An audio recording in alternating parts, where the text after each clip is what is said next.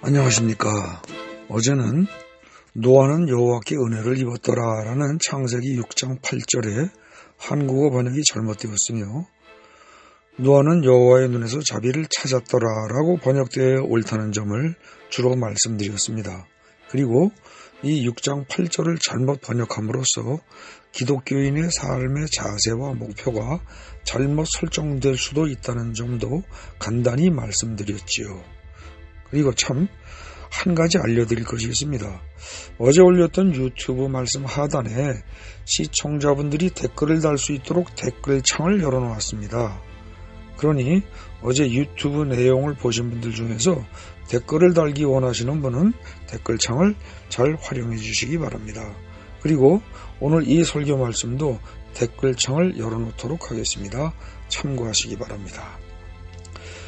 오늘은 어제 내용에 이어서 창세기 6장 8절을 올바르게 번역하고 올바르게 이해하게 되면 성경 전체를 바르게 이해할 수 있다는 점을 중점적으로 말씀드리고자 합니다.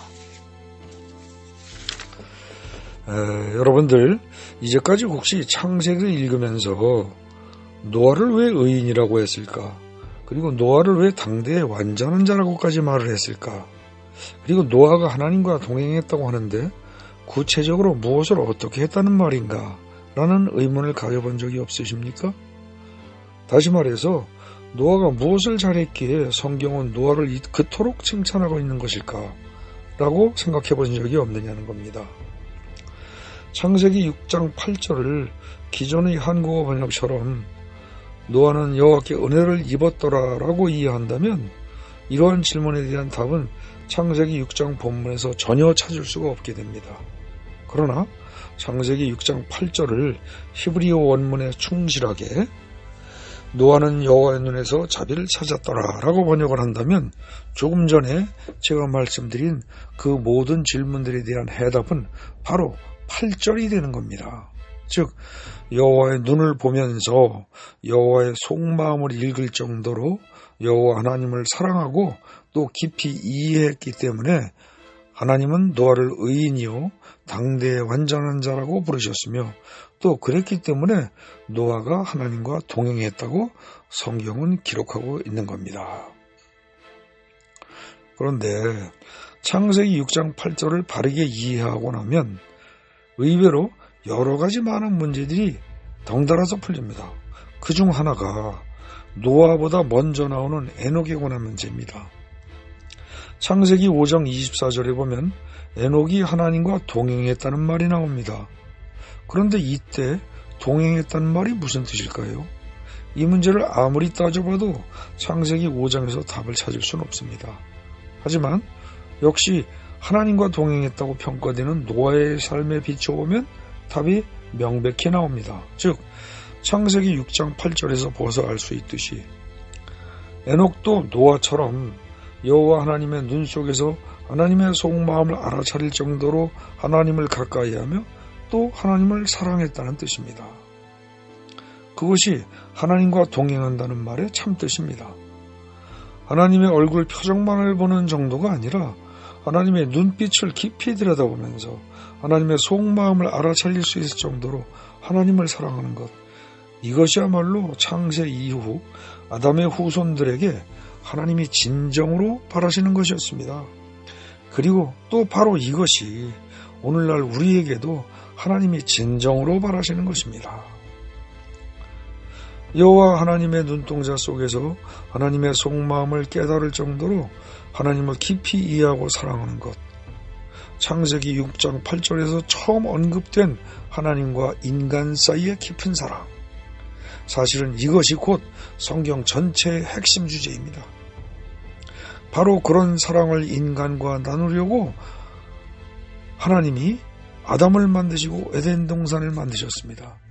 그리고 아담이 죄를 지은 후에도 그런 사랑을 아담의 후손들과 나누려고 하나님은 에덴에서 추방된 아담이나 가인, 아벨이 사는 곳으로 함께 따라다니셨습니다. 그리고 그런 사랑의 관계를 처음 맺은 아담의 칠대손 에녹을 너무나도 사랑하셔서 창세기 5장에 나오는 하나님은 아주 이른 나이에 에녹을 데려가셨습니다. 그리고 눈빛을 보고 상대편의 깊은 마음속까지도 알아차리는 그런 사랑을 이스라엘 백성들과 서로 나누기 위해서 출애굽기에 하나님은 시내산 꼭대기에서 광야의 회막으로 내려오셨습니다. 그리고 그런 사랑을 하자고 하나님은 신명기 6장 5절에서 너는 마음을 다하고 뜻을 다하고 힘을 다하여 내 하나님 여호와를 사랑하라고 말씀하셨습니다. 또 비록 간음과 살인을 하기도 했지만 하나님에 대한 그런 사랑을 했기에 하나님은 보잘것없는 목동 다윗을 이스라엘의 왕으로 높이셨습니다. 그리고 그런 달콤한 사랑을 꿈꾸면서 하나님은 아가서를 기록하셨습니다. 그러나 그런 사랑을 저버리고 떠나가는 이스라엘 백성들에게 하나님의 애타는 마음을 전달하기 위해서 호세아서를 기록하셨습니다. 또 스바냐서에서도 너의 하나님 여호와가 너의 가운데 계시니 그는 구원을 베푸실 전능자시라. 그가 너로 인하여 기쁨을 이기지 못하여 하시며 너를 잠잠히 사랑하시며 너로 인하여 즐거이 부르며 기뻐하시리라 라고 말을 합니다. 구약의 어디를 보아도 마찬가지입니다. 하나님과 우리 인간 사이의 깊은 사랑이 곧 구약 성경 전체의 내용이자 주제입니다. 구약만이 아니라 신약도 역시 마찬가지입니다. 예수님이 오셔서 하고자 했던 구원이라는 것도 결국은 하나님과의 사랑의 관계를 회복하는 것입니다. 그리고 요한복음 끝부분에서 예수님이 베드로에게 내가 나를 사랑하느냐라고 3번을 물으십니다. 이것도 역시 예수님께서 베드로와 더불어 진정한 사랑을 주고받기를 원하시기 때문입니다. 크게 말하자면 하나님이 인간을 만드신 것도 예수가 구세주로 오신 것도 또 성령께서 또 다른 보혜사로 오신 것도 모두 다 하나님과 우리와의 온전한 사랑을 회복하기 위하여 오신 겁니다. 눈빛만 보고도 속마음을 서로 알아차릴 정도의 깊은 사랑 말입니다.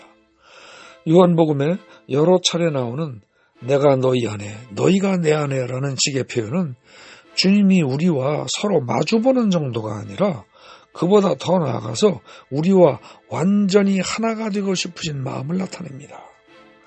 결국 성경이란 무엇인고 하니 눈빛만 보고도 서로의 마음속을 알 수 있을 정도의 그런 사랑을 하나님이 우리와 함께 나누기 위하여 전개해가는 하나님의 사랑 이야기라고 말할 수 있을 것입니다. 그러나 창세기 6장 8절을 노아는 여호와께 은혜를 입었더라 라고 잘못 해석해버리거나 하면 이 일관된 성경의 주제는 보이지 않게 되고 그 대신 심각한 문제가 생겨납니다.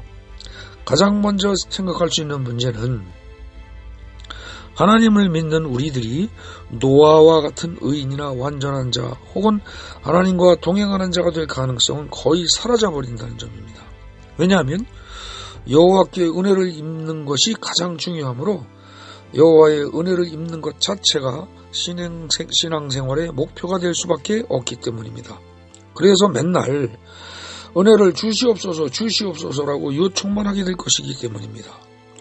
이처럼 은혜 받는 것만을 과도하게 강조하다 보면 결국은 기복신앙으로 흐를 수밖에 없을 겁니다. 하나님과의 깊은 사랑이라는 성경 전체를 꿰뚫는 주제는 전혀 파악하지 못한 채 어린애처럼 그저 주시옵소서 주시옵소서만 평생 반복하는 사람들은 이들은 죽을 때까지도 영적 성장을 제대로 이루지 못한 사람들입니다. 이런 사람들에 대해서 잠언 30장 15절을 근거로 하여 조금 심하게 표현을 한다면 주세요 주세요만을 울부짖는 거머리와 같은 신앙인이라고 말할 수 있을 겁니다. 영적 성장 과정에서 주세요 주세요라는 이런 단계를 거칠 수는 있겠으나 이런 단계가 신앙생활의 목적이 될 수 없으며 또 목적이 되어서도 결코 안 되는 것이죠. 이제까지 말씀드린 내용을 요약해 보겠습니다. 창세기 6장 8절을 원문대로 해석하면 하나님과의 사랑이 중요함을 말하는 것이 됩니다. 그러나 창세기 6장 8절을 현재 우리가 보고 있는 한국의 성경대로 해석하면 하나님으로부터 받는 은혜가 중요함을 말하는 것이 됩니다. 하나님과의 사랑이냐 아니면 하나님으로부터 받는 은혜냐 둘 다 좋은 것은 사실입니다만 둘 다 똑같이 좋은 것은 결코 아닙니다. 하나님과의 사랑이 우리가 도달해야 할 최종 목적지요 목표라면 하나님의 은혜는 그 목적지에 도달하기 위해서 필요한 일종의 징검다리 혹은 디딤돌입니다. 은혜를 받는 것만으로는 충분하지가 않습니다. 은혜를 받은 후에 우리는 거꾸로 그 하나님을 진심으로 사랑할 수 있어야 합니다. 성경 말씀을 오해하여 은혜만을 강조하고 하나님과의 사랑을 경시한다면 우리의 영적 성장은 거의 멈추어 버리고 말 것입니다. 영적 성장을 계속함으로써 에녹이나 노아와 같이 하나님과 동행하는 사람이 되시겠습니까? 아니면 영적 성장을 이루지 못한 채 죽을 때까지 주시옵소서만 반복하며 사는 영적 장애인이 되시겠습니까? 이 갈림길이 시작되는 첫 지점이 바로 창세기 6장 8절입니다. 그러므로 이 창세기 6장 8절의 중요성은 아무리 강조해도 지나치지가 않습니다. 그러니 이 창세기 6장 8절을 잘못 번역하고서도 그것이 별 문제 없다고 생각한다면 이는 정말로 큰 착각입니다. 어떻습니까? 이제 창세기 6장 8절의 올바른 번역이 얼마나 중요한지를 충분히 이해하실 수 있겠습니까? 혹시 이해가 잘 안 되신다면 오늘 설교 말씀뿐만 아니라 어제의 설교 말씀까지 반복해서 들으시고 천천히 다시 생각을 해보시기 바랍니다. 그리하여 창세기 6장 8절의 말씀의 깊은 뜻을 바로 깨닫고 더 나아가서 에녹이나 노아처럼 하나님의 눈빛을 보면서 하나님의 마음과 사랑을 느끼며 하나님과 깊은 사랑의 교제를 할 수 있는 여러분 되시기를 예수님의 이름으로 축복하며 기도합니다. 아멘.